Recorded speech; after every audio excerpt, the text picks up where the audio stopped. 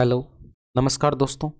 ये प्रश्न देखिए, ये सुबह ही मैंने इसको पोस्ट में डाला है। तो इसमें जो है कुछ लोगों का आंसर 8 रुपये पर केजी आ रहा है और कुछ लोगों का इसमें जो है 2 रुपये पर केजी आ रहा है, जबकि इसका सही आंसर जो है 4 रुपये पर केजी होगा। ठीक है।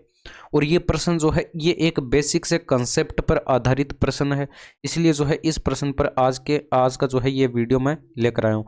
तो पहले प्रश्न को ध्यान से पढ़िए। इसमें देखिए, यहाँ पर एक आदमी 16 रुपए में 4 किलो अधिक चीनी खरीद सकता है अगर चीनी की कीमत 2 रुपए पर केजी कम हो जाए। तो पहले चीनी की कीमत क्या थी? देखिए, पहले एक एग्जाम्पल के थ्रू समझिए। इसमें मान लीजिए मैंने आपको बोला कि एक पेन जो है वो 5 रुपए का है और आपको 50 रुपए के पेन खरीद के लेके आने, तो आप कितने पेन खरीदेंगे? तो यहाँ पर आप बोलेंगे 10 पेन। कैसे पता किया? आपने 50 में 5 का डिवाइड किया तो यहाँ पर बराबर 10 आ गया, यानी कि 10 पेन आप खरीद पाएंगे। इसी तरह से एक एग्जांपल और ले लीजिए। जैसे कि मैंने आपको बोला कि एक पेंसिल का मूल्य जो है वो 3 रुपए है। ठीक है। और आपको 45 रुपए में पेंसिल जो है वो खरीद के लेके आनी है। ठीक है। तो आप 45 में 3 का डिवाइड करेंगे तो यानी कि कितना आएगा? 15। यानी कि आप 15 पेंसिल खरीद पाएंगे। बस इसी कंसेप्ट का जो है इसमें यूज करेंगे। ठीक है।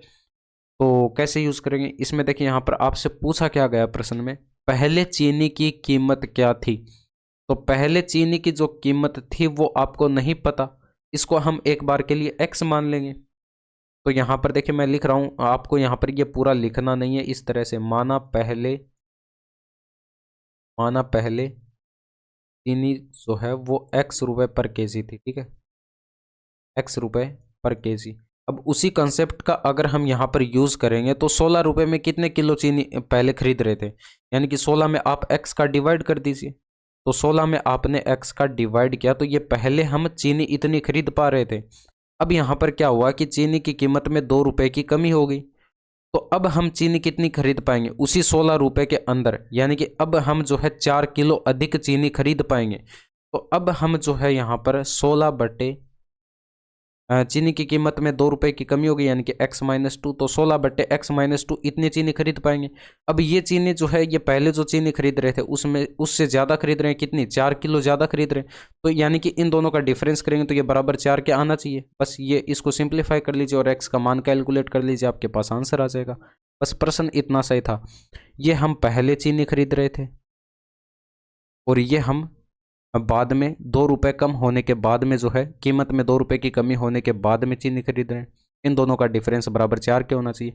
तो इसको अगर हम यहाँ पर सिंप्लीफाई करेंगे तो ऊपर से 16 कॉमन ले लीजिए और ब्रैकेट में क्या बच जाएगा? 1/x-2 -1/x, यानी कि सिंप्लीफाई करेंगे तो ये x हो जाएगा, ये माइनस का x और ये प्लस का 2 हो जाएगा और ये बट्टे के अंदर x² माइनस का 2x हो जाएगा और ये इक्वल टू 4 आ जाएगा।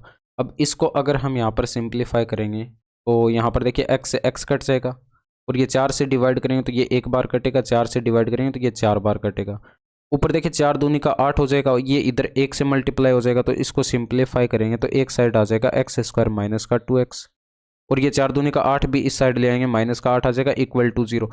ये द्विघात समीकरण हमारे पास बन चुकी है। अब चाहे तो आप इसको सिंप्लीफाई करके x का मान कैलकुलेट कर सकते हैं, बट यहाँ पर देखिए थोड़ा सा अगर आप दिमाग लगाएं तो यहाँ पर देखिए x का मान आपको कैलकुलेट करना है और x क्या है? पहले चीनी की कीमत है और यही प्रश्न में पूछा गया था, पहले चीनी की कीमत।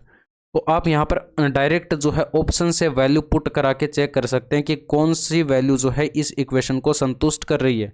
तो यहाँ पर देखिए x का मान अगर आप 4 रखते हैं तो यहाँ पर 4 का स्क्वायर कितना हो जाएगा? 16 माइनस 4 दूनी का 8 और ये 8 माइनस का 8 यानी कि -16 बराबर 0 आ रहा है। तो ये इसको संतुष्ट कर रहा है। 2 रखेंगे तो 2 का स्क्वायर 4 माइनस 4 और ये माइनस का 8, यानी कि आपके पास यहाँ पर बराबर 0 नहीं बन रहा। इसी तरह से यहाँ पर 8 रखेंगे तो 8 का स्क्वायर 64 और ये -8 दूनी 16, ये -8 यानी कि ये भी नहीं बन रहा। और 16 रखेंगे तो 16 का स्क्वायर 256 माइनस 16 दूनी 32 -8, ये भी बराबर 0 नहीं बन रहा। तो ये 3 ऑप्शन तो ऐसे ही आपके पास इनकरेक्ट हो जाएंगे। एक ही ऑप्शन है जो कि इसको संतुष्ट कर रहा है। अब देखिए, जो पहले मैंने आपको ये कंसेप्ट बताया था वो अगर नहीं समझ में आ रहा है, जो यहाँ पर पेन वाला और पेंसिल वाला जो एग्जाम्पल दिया था उससे अगर आपके पास यहाँ पर इस तरह से नहीं बन पा रहा है तो आप एक तरीका और भी है, उससे भी आप इसको बना सकते हैं। तरीका क्या है? जैसे कि आप छोटी कक्षाओं में करते आ रहे हैं। यहाँ पर मान लीजिए मैंने x रुपए में माना 1 किलो चीनी खरीद रहे हैं।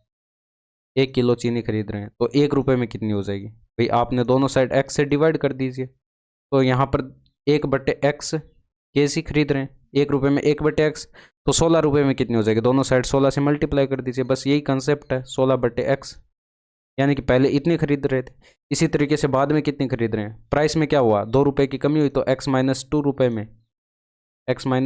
में 1 किलो अब खरीद रहे हैं। तो यहाँ पर जो है 1 रुपये में कितनी हो जाएगी, दोनों साइड x-2 से आप डिवाइड कर दीजिए तो 1/x-2 केजी। और 16 रुपये में आपको पता करना है, यानी कि 16 रुपये में प्राइस कम होने के बाद में कितनी खरीद पा रहे हैं, दोनों साइड 16 से मल्टीप्लाई कर दीजिए, यानी कि 16/x-2 केजी। अब इन दोनों का बस डिफरेंस लेना था, जो कि बराबर किसके होना चाहिए था, 4 के। और बाद में सोल्व करते हो तो ये आपके पास द्विघात समीकरण बन जाती है। ठीक है, तो 2 तरीके मैंने आपको बता दिए।